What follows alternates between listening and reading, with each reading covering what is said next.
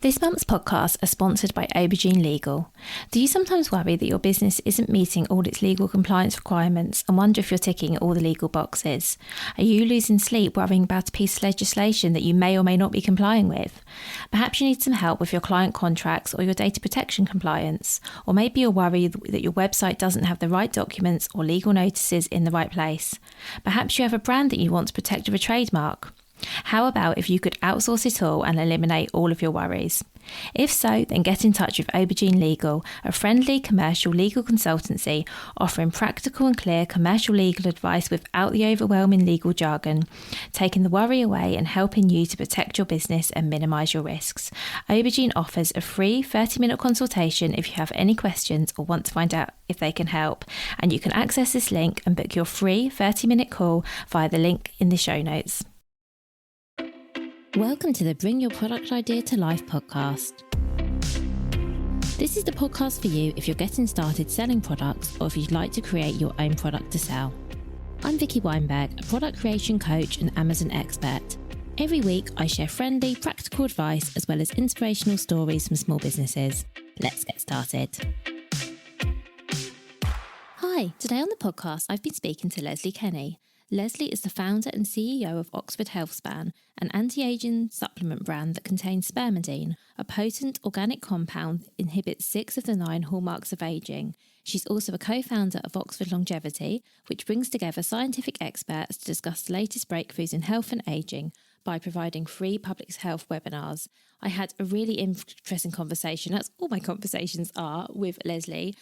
We spoke a lot about aging, as you can imagine, and we also spoke about her product, how she discovered it. We spoke about the supplements and wellness industry in general, as well as wellness. We spoke about running a business that spans multiple countries. All in all, it was a really fascinating conversation, and I cannot wait for you to hear it. So I would love now to introduce you to Leslie. So hi, Leslie. Thank you for being here. Thank you so much for having me. Oh, you're so welcome. So can we start with you please give an introduction to yourself, your business and what you sell? Sure. My name is Leslie Kenny. I'm founder and CEO of Oxford Healthspan. We're an Oxford, England-based nutraceutical company selling molecules that slow aging and help us live our best lives in the second half of life. These are all molecules studied at the University of Oxford. And my mission is really to inspire, educate, empower, and equip men and women who are in their 40s, 50s, 60s, and beyond to get these molecules, which have been scientifically researched at the lab bench, into their homes and their lives and their protocols now so they can make a difference. Whereas most of these molecules are going to be used by the pharmaceutical industry and they're going to have to be as synthetic chemicals researched for another 17 years or so before they actually reach the mainstream. I've brought food-derived molecules to market which are safe and which we can actually use right now. Wow, that's really interesting. There's a lot in that. So before, I would love to talk more about your products and what's in them. But what I'd love to touch on quickly, you mentioned that the pharmaceutical industry will take another 17 years to get these products to market. How are you able to do it so quickly? Well, so we're using food-derived molecules, and food can't be patented, right? You can't patent an orange, and yet we know that there is vitamin C in there. Now, if you are a pharmaceutical company, you want to only use synthetic patented molecules. And because those haven't, the safety profile has not yet been proved for those molecules, you need to do clinical trials. And those can take, say, 10 years. And then even for those molecules to come to the attention of a pharmaceutical company, it can take another 7 years from the time these molecules are discovered at the lab bench to the time they come to the attention of, say, a pharmaceutical company. And these clinical trials are very expensive. They're very needed because we don't want another thalidomide. Those viewers who are a bit older may remember the anti-nausea drug that was given to pregnant moms in the 50s and 60s to stop nausea. And it resulted in a lot of birth defects, especially in Great Britain. And in the the US, these molecules have got to prove efficacy and safety to the FDA. They're very costly, and that means that those molecules will be expensive, and the profits will go back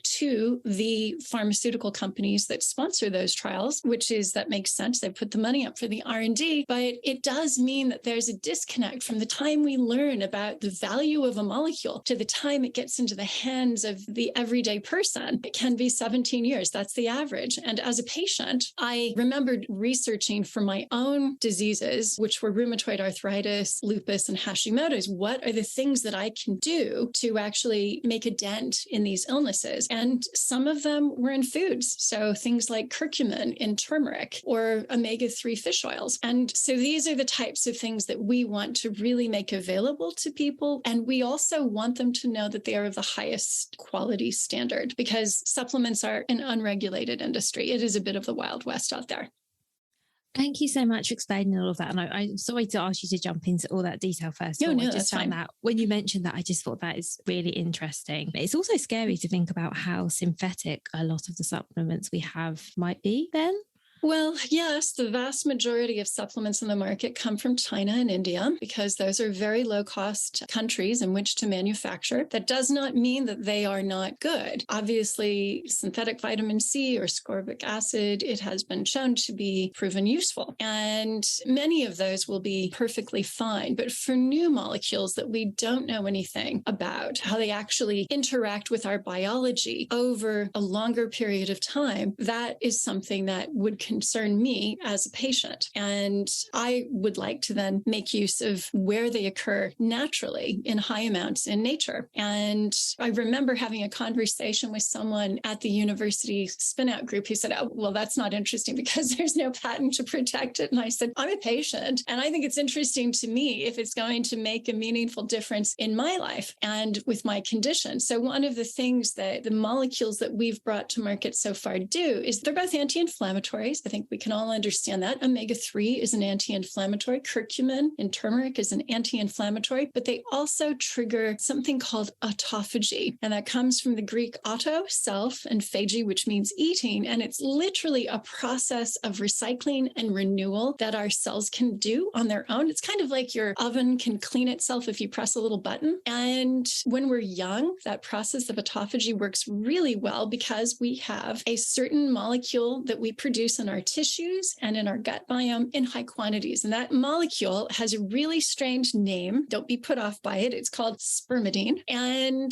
as we get older, our production of it goes down, just like our production of estrogen and progesterone and testosterone and melatonin goes down as we get older. The same thing happens with spermidine. And we can, however, get it in our diet from plants. And all plants make it because it's so important to the survival of the next generation of the plant that they put it in high quantities in the endosperm. There's that word again of the plant. So in the seed, basically. And that's why also we find it in semen and sperm. It's also in very high quantities in breast milk, because again, it's for the survival of the next generation. And spermidine, it is a really terrible name. It's a marketer's name, but it is incredibly important. We all make it. Our dogs and cats make it. All the plants you see make it. But some plants make it in higher quantities than others. And so beans, like soybeans, they manufacture it in high quantities. And if you ferment it, then that amount increases. Wheat germ has it in high quantities. And we have a gluten-free version that comes from a very unique strain of chlorella that happens to have it in naturally high quantities. And we've brought that to market with another molecule called nobilitin. That sounds a lot better. And nobilitin is in the peel of citrus fruit.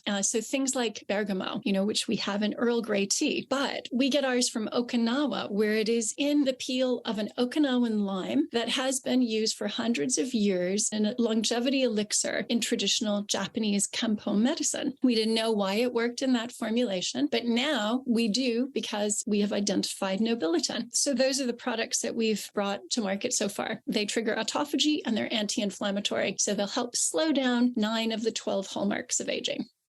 Well, thank you so much. And thank you for explaining. My question was going to be, what are they good for? So thank you for explaining that. I also didn't realize that these are molecules. Obviously, I read up a little bit about your products before we spoke. I didn't actually realize that these molecules we have inside us already and that production just slows down as we age. I think that's really interesting. And I guess, is it because they haven't been launched by a big pharmaceuticals company that many of us haven't heard about them? Is that generally how it works? We don't become as aware of something until it's mass produced. Do you see what I mean? Yeah. I mean, you do need the marketing muscle of a large company, a large corporate, to really get word out and educate the public about the benefits of some of these molecules. I'm sure that a lot of people weren't thinking about vitamin D until governments and companies started putting out the word about this during, the pandemic. So it's the same with spermidine. There are a couple of things. Spermidine is part of a class of molecules known as polyamines, and those have been studied for decades. And we didn't really understand their value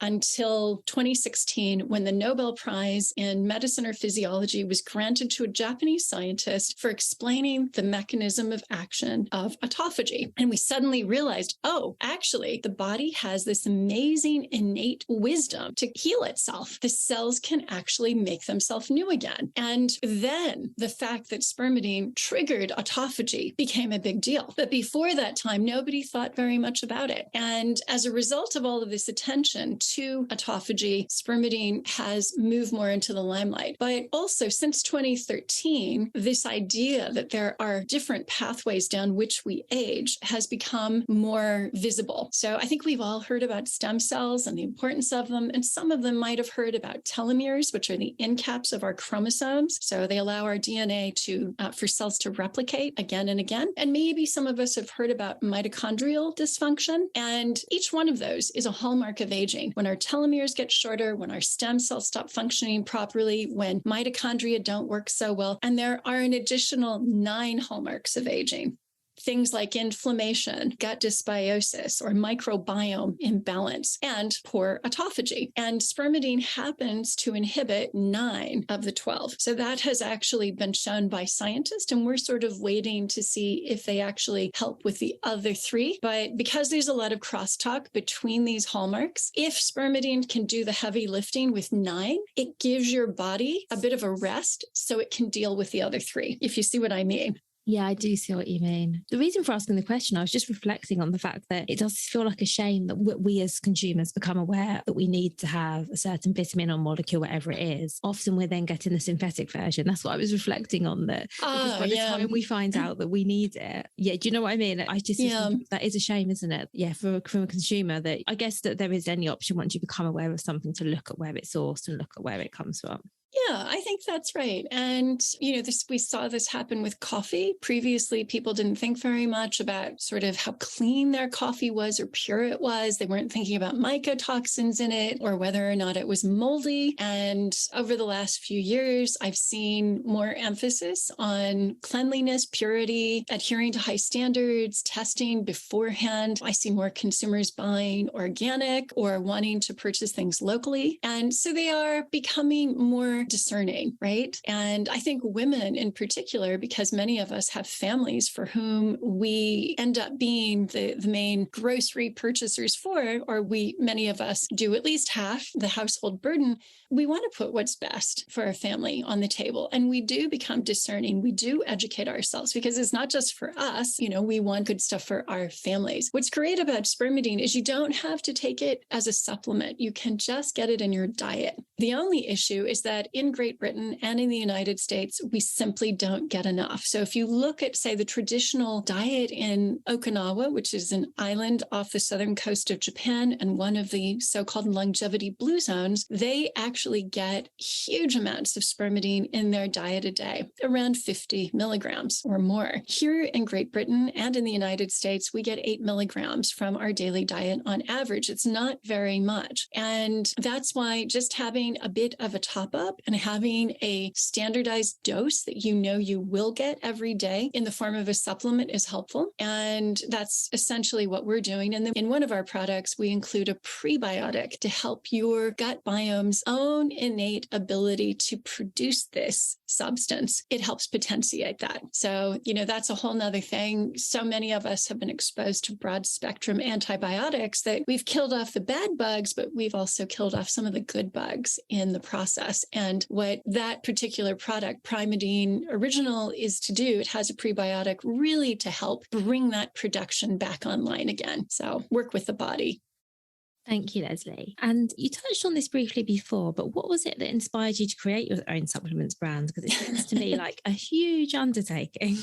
Honestly, I didn't want to. I had been fundraising for University of Oxford spinouts only in regenerative medicine. And because I had been told at age 39 that I had 5 years left to live, and this was in 2004, so I've outlived my diagnosis by 13 years, I was very interested in regenerative medicine. I was looking at companies that were doing stem cells, looking at circadian rhythm, things like this. And someone at the university said, hey, I know that this isn't ever going to go anywhere, but there's someone in immunology and rheumatology who's doing some fascinating research on something called spermidine and how it helps with the immune system. Now, as a former rheumatoid arthritis patient, I immediately was curious and went to meet the scientist. And we also happened to have friends in common. My old Berkeley roommate was someone that she had actually, been a colleague of in France. And we just got to talking. I was doing more research and I thought, this is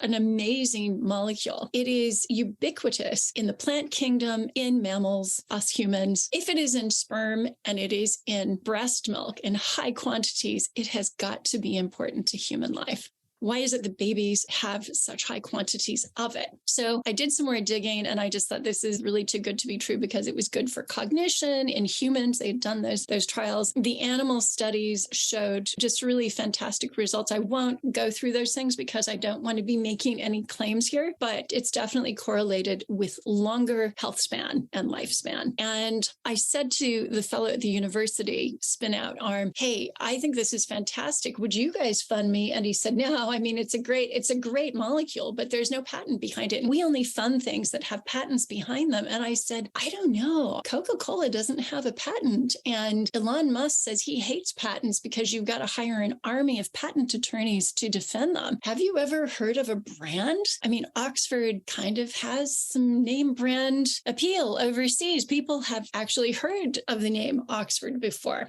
What if we just create a brand that stands for the highest quality standards, the most pure molecules, and very efficacious? And so I decided when he said, well, we don't do that, I decided I just go out there and do it myself. This was also during the pandemic. And I remember speaking to Professor Katja Simon, professor of immunology at Oxford, and said, I don't know, is this the right time to bring this product to market? It's April 2020. The pandemic is in full swing. And she said, Leslie, we need this. People need this more than ever because they've shown that in elderly mice with elderly immune cells, it rejuvenates those immune cells. So she said, this has to get out there. So I decided to bring it to market and, first as a proof of concept, very tentative steps. And it just kind of took off from there, to be honest. It has a bit of a life of its own.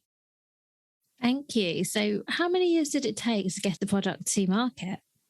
Well, before the pandemic, I had actually gone to visit manufacturers in the United States. As you can probably tell from my accent, I'm from the US. I'm originally from Southern California. We do take a lot of supplements. 90% of all Americans take vitamin supplements and minerals. And so I always wanted the US to be the target and had identified a manufacturer in the US, and I would be shipping in my raw material from Japan. So I'd sourced the raw material, had done all of the testing in the labs for purity, found the manufacturer. I just hadn't pressed play. And so in April, I pressed play. By the third week of June, we had a product. And then it was really direct to consumer. Again, this is just proof of concept. Let's just get something out there. I remember that the first day that we launched, a girlfriend of mine in San Francisco bought our first bottle, which was very sweet, showing support. And initially, as the orders came in, I remember remember seeing just people I knew. And you do watch those orders like a hawk when they come in because you're thinking, this is amazing, right? But they are all your friends. And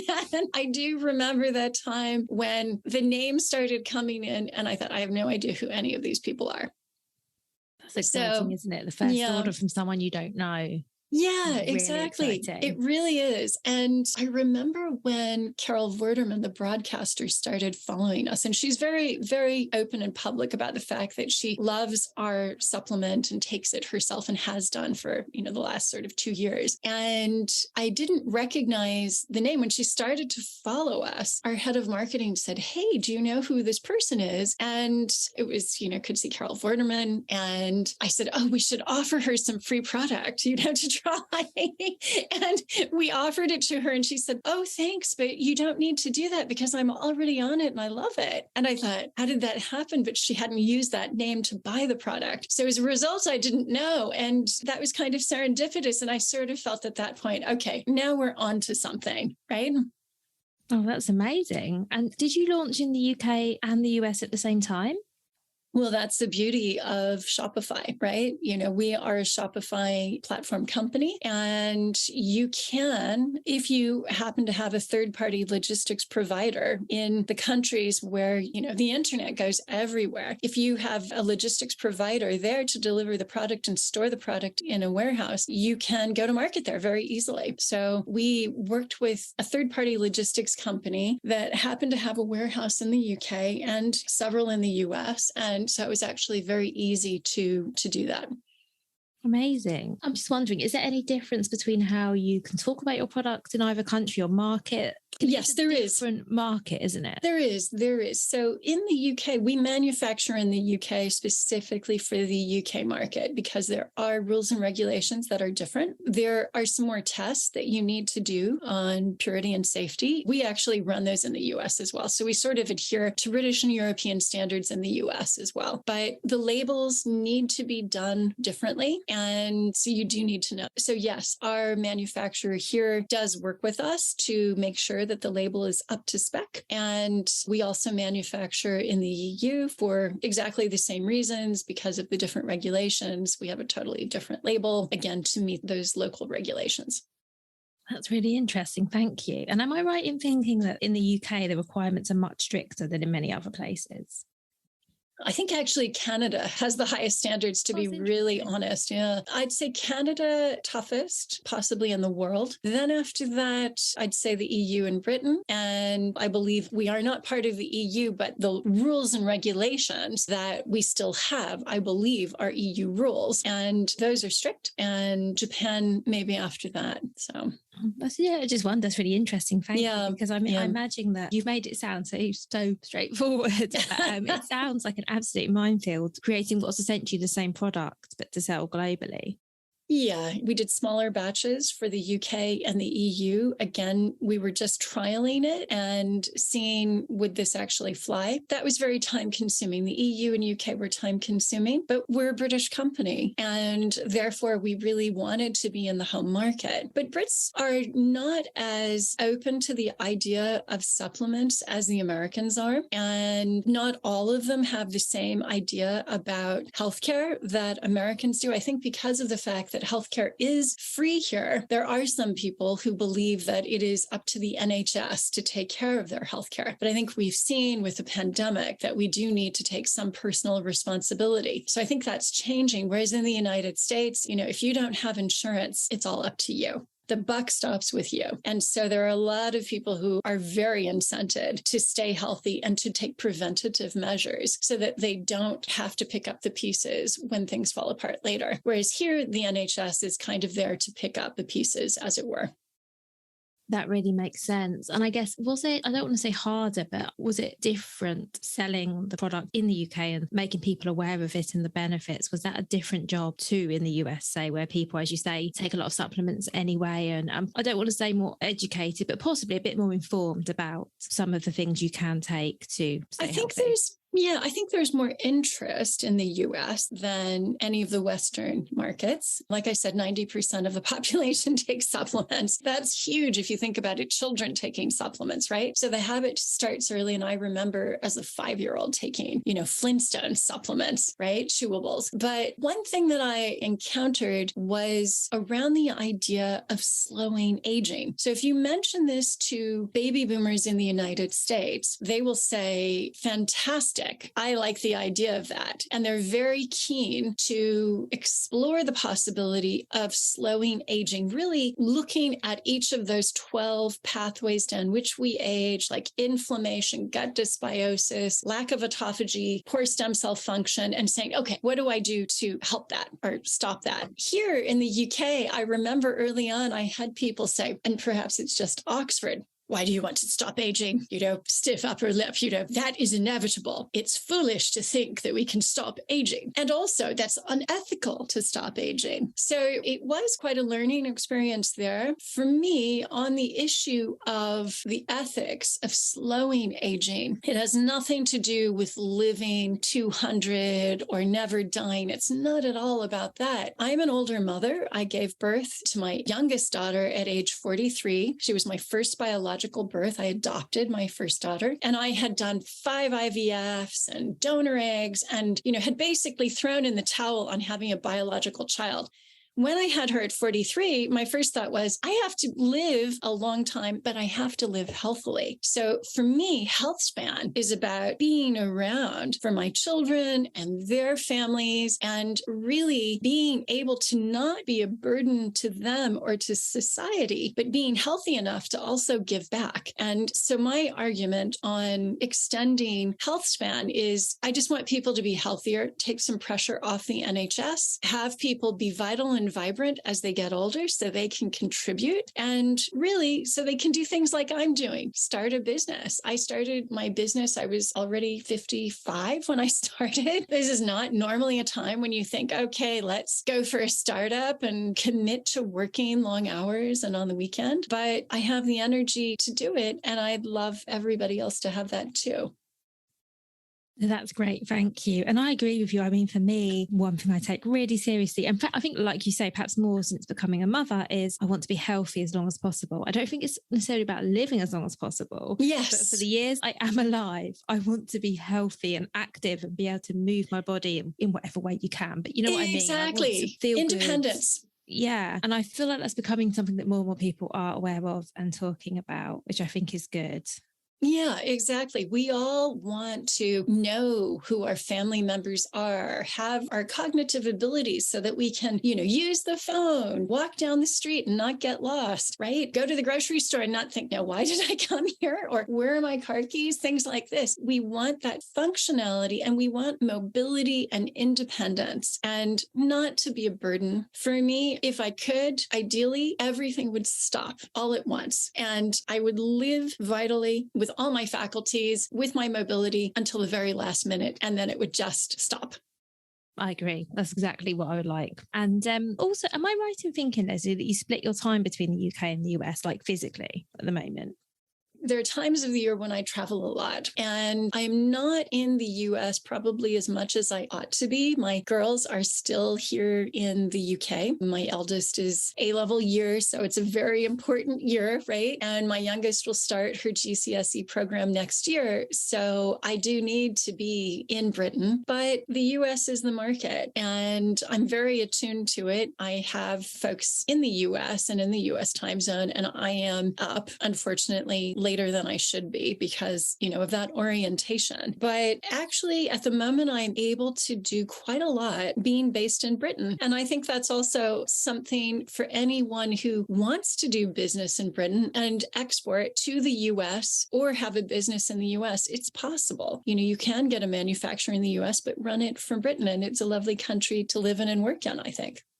That's really good to hear, because I did wonder, it sounds like your business is growing and it's obviously global. So I wondered if there were, any impacts of that on you. And it sounds like they are actually quite minimal. I mean, I don't want to underplay the amount of work you must have done to get to the point where you can run your business from anywhere in the world. I don't imagine that was a small task, but it's good to hear that now that, you can be in the UK most of the time. Yeah. And, your business runs globally. Yeah. I mean, Brexit was, I won't mince words. It was not good for small international businesses. It has meant that we are not able to achieve economies of scale in Europe because I have to manufacture in the UK and in the EU. My warehouses, I have to have located, I have to have two separate operations essentially. And that is a drain on resources, and it makes us, frankly, less competitive. But we can cope, at least for the time being. We're able to cope, and it's working out okay.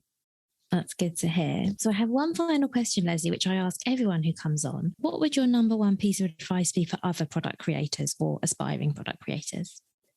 Have passion and purpose. If you don't have passion and purpose about the products that you're bringing to market, when things get tough, and they inevitably will, and there will be nights when you don't get sleep and things won't go right. I remember an FDA inspection in Miami where I had to stay up all night getting all of our documentation to the inspectors, and we passed, of course, but it was stressful.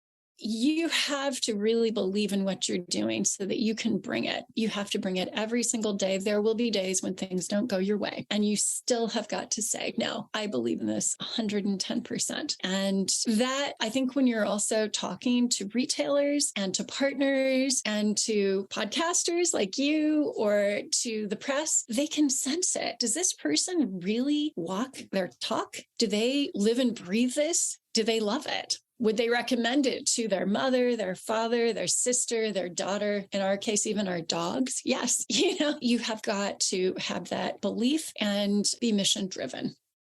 So thank you so much for everything that you shared with us today.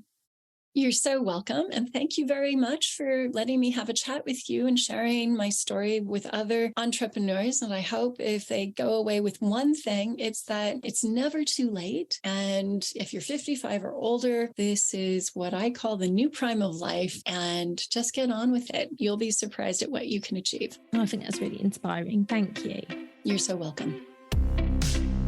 Thank you so much for listening right to the end of this episode. Do remember that you can get the full back catalogue and lots of free resources on my website, vickyweinberg.com. Please do remember to rate and review this episode if you've enjoyed it, and also share it with a friend who you think might find it useful. Thank you again, and see you next week.